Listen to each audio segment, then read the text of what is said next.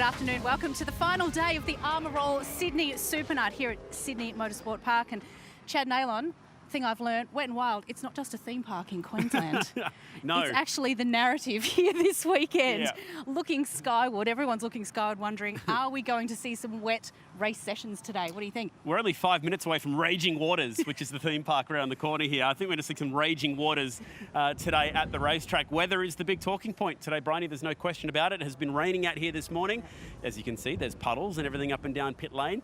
It's going to get probably worse throughout the course of the day. You know what? I actually read you the, if I can get to it, the weather forecast for the day, because I thought it was quite funny, just to show you how severe it might get at some point. So it finishes with a bit of good news at the end of it. So very high chance of showers. Yep. We know that much so far, but it gets worse from there. Chance of a thunderstorm, possibly severe, possibly heavy falls, light winds. Light winds. Oh, good. Winds. As long as so there's it's not light all winds. bad, okay? Oh, it'll be totally fine. Yep. So Because that'll really help, get the water off of the racetrack, those light winds. Wow, lots happened in last night's first of 3 races here at the Armour Roll Sydney SuperNight. Yep. It was the first of 2 night races. We'll see another one tonight. But talk us through it. There was a bit going on, not only beforehand, he was getting harassed from the Walk and Trent United Garage. Bit going on, not just during the race, but also afterwards. Let's talk through some highlights. Some highlights of last night. Here. How good did it start? That was a pretty hectic start of the race with Will Brown, who had picked up his first ever Armour Roll Pole Award, racing through the first corner. Will Davison and Shane Van Gisbergen going toe-to-toe through turn 1. They would have words about that at the end of the race, and a bit of drama down at the hairpin in that first lap through turn 2. But there's the shot of Will Davison going wide down at turn 1, and the big heartbreaker. So heartbreaking. Second weekend in a row that the Erebus Motorsport team have had some issues in Will Brown's pit stop, and you're just watching this, just going, you just imagine what Will's thinking in the car. About 10 seconds lost there and out of a win contention. Yeah, and this was the change for the lead that happened off the other side of the pit stop. So Shane Van Gisbergen looked to lock the left front on approach to the last corner, but got a wicked exit, and as a result was able to get the move done on Jamie Whincup and extend that championship lead. Event number 250 for the team ended up being a 1-2 victory. What a way to seal their 250th. And that was the moment there. Just locked that left front, which looked a bit curious, but able to carry all the speed out of the last corner. And the fight for third behind them was a pretty good one in the end. Was indeed. With Nick Percat in 4th position here and Will Davison. This was just a late race, 3 wide. That was cool, actually. That was pretty cool. It wasn't cool for Andre Heimgartner, who unfortunately was the only DNF of the race. Yeah, so Will Davison picking up the 3rd podium position there. Yep. Which was a good result for him. Obviously, Anton De Pasquale had issues and started from the rear of the grid and never really moved forward enough to be in podium contention. Through the flames and everything else, it was Shane Van Gisbergen picking up, I think that's number 13, lucky 13 for the year. A quarter of his career wins have come this year. There's a funny little stat for you. Yeah, so he's having a dominant run. You know, I was thinking about it this morning, and I'd like to put it out to Facebook. So he's on 13 wins. The record for wins in a season is 18. Yep. That was Scott McLaughlin in 2019. We've still got, well, we've got 2 races this weekend, then we've got another, 5, 6, 7 plus Bathurst. Is he a chance of breaking that 18 win? He just needs 5 more wins from the rest of the races. Let us know in the comments. Do you think he can do it? Someone keeps calling our name around here, and it's we're going to find out who it is. Keep calling, so let's have a look down this side. Go that way, go that way. He's running out the back now. Who was it? It was sounds like Chad, but finishes in a Z, and he's just done the bolt out the back. I think he's playing the mind games already here, Chaz Mostert. Well, he had a penalty in last night's race, which didn't help his cause. No, 5-second penalty for track limits. That was a bit of a talking point yesterday, the old track limits, and I saw the crew out there from Race Control having a look at that this morning. So it felt like every single driver was getting warned, and then a number of drivers ended up picking a 5-second penalty. So let's go next door, and I see if Nick Percat is available, because, as we mentioned, he was in that fight for the last podium position for the last, what was it, 10 or 12 laps? Yeah, it was a pretty good fight, that one. And it was a fair fight. I want to give a bit of a shout out while we're here for the Dunlop Super Dealer team, because that was a top 5 for Todd Hazelwood and a great result for Todd to get back up and get some decent points for this team. So well done, BJR. 2 cars inside the top 5. I've just motioned for Nick to come over to see us. He's working his way on down. Yeah. He's built like a bit of a fast bowler, Nick. Tall, lanky lad's going to get a run in the Ashes coming up soon. Hey, great, hello. Great to see the battle between yourself and Will Davo last night. Talk us through it. Did you have fun? Yeah, it was frustrating. I guess, that's what the minor price you pay for driving around at the front. The quality is extremely good, and, it's not like I'm going up against someone who has no experience. Will's battled for championships, won Bathurst, driven F1 cars. He's I rate him as one of the best in the category. So it was a really fun battle, trying to trick him into a little mistake or pretend I was going to pass him somewhere and get him somewhere else. It nearly worked a few times, but credit to him, he kept the rears well in check as I caught him. And my car was really strong in the front end, so I'd catch him through the middle sector quite a lot, but then his DJR car had a lot of traction off the corners, so I couldn't quite stay close enough. But yeah, it was really fun because I've been hanging out with him a bit in Queensland since I moved, so it was nice to be on track having a battle, because he's been pretty good to myself and Bailey while we've transitioned into Queensland life. Nice. He had really high praise to say about Nick in the stop area as well. Well, speaking of high praise, or maybe not high praise, have you been across the, I guess, the banter? There was yes. some savage remarks in the press conference. It's got everyone fired up. Was this when did Shane say that he wasn't the fast car or something?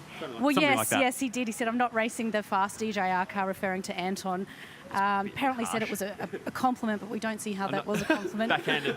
But then Will also had a bit to say about that Turn 1 incident. I don't know if you had a look at it or not, but what's your take on all of this? Like, a lot of people are like, we need this to kind of spice up the sport, and people should be allowed to say what they think and have opinions, and others are, like, oh, he's just sooking and whinging. So where do we find that nice balance between, a healthy competition and being able to talk about it? I, for one, everyone would know, especially you guys, I like honest feedback in a position like this. So, Will saying his piece and Shane giving him a bit back, I think that's good. You look at, say, NASCAR, which I think is one of the most entertaining sports in the motor racing world. That's what they do, and they'll grab each other by the helmet and stuff like that. I don't think we go to that level. But, having those conversations is good. The battles on track are, they need to be hard and aggressive. And, I think for that one, it was Will probably thought he was on, the really raw end of the stick, because Shane did hit him, I think, twice. But it's so hard in the aero understeer, you'd be rude to say maybe it was deliberate by Shane, but I think he tried to lean on him to get the run on him up onto 2. But I think we should have, the open conversation needs to be flowing. Yeah, I want to know in the comments section, and I'll get your word on this as well, Nick, which NASCAR driver do you reckon you'd be? If you were one of the guys, who do you think you most align with in the current NASCAR field? Because there's some pretty cool characters there. I'm terrible with names. Actually, everyone needs to tune in and have a look at the NASCAR Instagram, because they just had a little segment where 3 or 4 drivers read out the comments about what the keyboard warriors were saying about them, and that mean tweets. Yeah, and they were having a laugh with that. So as long as the guys that are riding, or guys and girls that are riding on the comment section, they're going to remember we're all human, and it's good to hang a bit of crap on people, but you've got to keep it nice and friendly. So at the end of the day, we have a laugh when we see it, and I assume it's all pretty light-hearted from the other end too. I like it. All right. Thank you, Nick. Good chat. Thank you, Nick. Well done to these guys, by the way. Good to see 2 cars. Yes. Seats up there. I concur. We're not endorsing social hate at all, but I think healthy... Watch your back. We got you. There, whoops. Yep. Healthy discussion. You're allowed to... You know what? Everyone's passionate. Everyone's so passionate about their driver and their team. And I think they're allowed to voice their opinions, but, we just want everyone to keep it... You understand that, we're not curing the world of cancer. This isn't... It's not the end of the world. It's just a light-hearted entertainment, and that should be taken as such. Yeah, remember it's a sport. Remember they're all human. Remember that they do go online and they do see these comments. So big on the no social hate thing, but also big on building rivalries within the sport. And I think what we saw at the press conference last night, there's nothing wrong with that. It's not like it's UFC and they're swinging punches at each other. They're just having a few friendly verbal jabs at each other instead. Difficult day for the crew down here at Kelly Grove Racing yesterday. Yeah. They played a different strategy for Luke Youlden, and had it rained towards the end of yesterday's race, they only missed it by a few minutes. He would have been absolutely on, because they did the whole... that much. They started with the soft tyre and they ran him real late. And had it rained right at the end and everybody would have needed to come in and get wets on, he would have been in the lead of the race. So they tried something cool. And unfortunately for Andre Heimgartner, that car picked up a knock going through that 3 wide in turn 1, and they were the only DNF yesterday. So they can only go up from where they were yesterday. Very, very skilled group of people down here at Kelly Grove Racing. Yeah, we look forward to seeing how today pans out. There is 2 short qualifying sessions, and then we have 2 races today, one in the daytime and then one towards, I think it's about 7 o'clock tonight, so one at night time. Again, soft and hard tyre compounds must be used in both races. That is, of course, unless it rains, and then wet weather tyres will take over from that. So it's fascinating to see who's got what left how it's all going to work out. How that's Can't going to wait. work through Armour qualifying, because a Yeah. lot of teams would have used their soft tyres yesterday thinking that it was going to rain for those wet sessions. Will we see a scenario where it's wet at the beginning and dry at the end? You just don't know. That's what's going to be coming up, though. And while we're here, I know it's probably a little bit hard to see, but I just wanted to give you a little look at the radar. And there is plenty out there at the moment. And right down here in the southwest, heading this way, there's a fair bit of orange on the radar. So we don't know when it's going to hit. We don't know when it's going to come through. We don't know what it means for the racing here today, Bryony. But the unpredictability and the nature of that is going to be exciting. And great news that Supercars have said that anyone who is coming to the track and has paid for a ticket gets free access to the grandstand. Yep. Because if it does rain, we don't want people standing out in the rain and getting wet. So that's fantastic. We had a really good crowd here. We did. Last night, hoping for the again today. Catch all the action on Fox Sports 506. It's from 1 p.m. Eastern Standard Time. No, it's Standard not. Daylight. It's 1 p.m. Eastern Daylight Eastern Saving Daylight. Time. Well, you know, it's That would 1 be p.m. 12 in p.m. Sydney, whatever that Whatever is. that means. Catch all the action, and we will catch you later on. Bye for now.